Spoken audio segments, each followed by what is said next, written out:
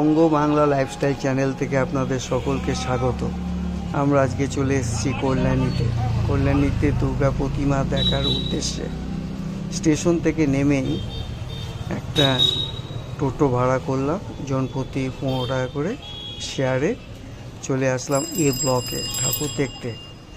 অক্ষয়ধাম মন্দির তৈরি করা হয়েছে, খুব ভালো লাগলো দেখে, এবং ভিতরে গিয়ে প্রতিমাও দর্শন করলাম। প্রতিমাও খুব সুন্দর হয়েছে। আজকে শুভ চতুর্থীর দিনে আজকে কল্যাণী 3টে ঠাকুর মোটামুটি আমরা দেখেছি, যে 3টে সবচেয়ে বিখ্যাত কল্যাণীতে।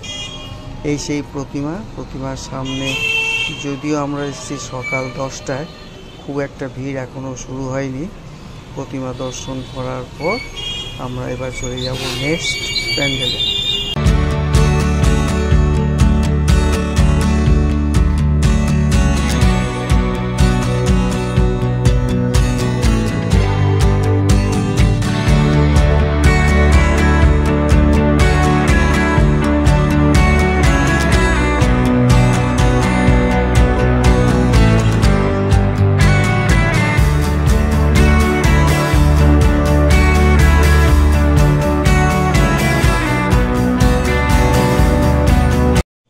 এ ব্লক থেকে আবার টোটো করে আমরা চলে আসলাম কল্যাণী রথতলা।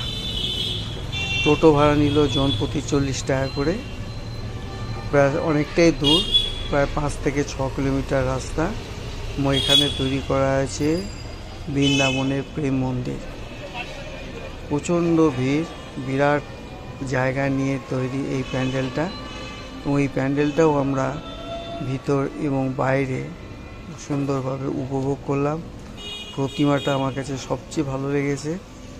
কাঁচের যেন ছোটো ছোটো টুকরো করে ঘরের মধ্যে প্রতিমাটাকে সাজানো হয়েছে। সব কিছু আপনাদেরকে শেয়ার করলাম।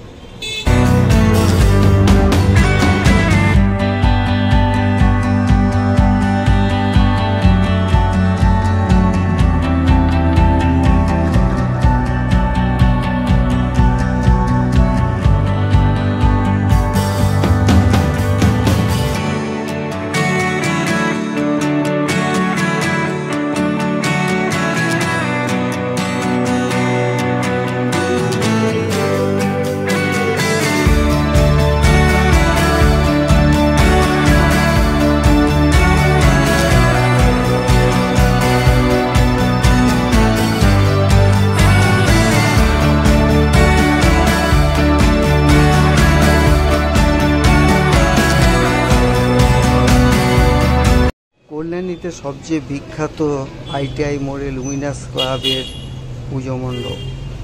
মনে হয় এই অঞ্চলের এটাই সর্বশ্রেষ্ঠ মণ্ডপ। বিরাট আকৃতির অরুণ মন্দির তৈরি করা হয়েছে এখানটায়, এবং এখানে বরাবরই ভিড় থাকে। তবে আমরা বেলা 1টা-1:30টার দিকে এসেছি, কাজে ভিড়টা অত চোখে পড়ার মতন পড়লো না।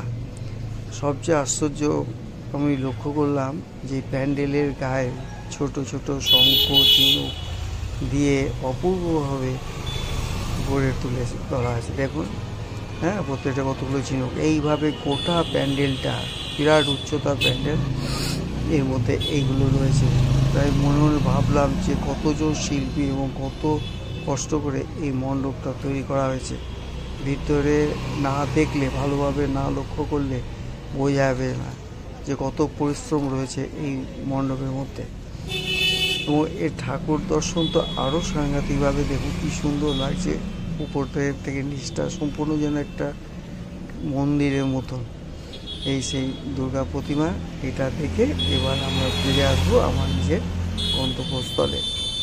যদি আপনাদের এই ভিডিওটা ভালো লেগে থাকে তাহলে অবশ্যই সাবস্ক্রাইব করবেন এবং শেয়ার করবেন, যাতে সকলে ঘরে বসে কল্যাণী ঠাকুর দেখতে পায়। আজকে এই পর্যন্ত, টাটা।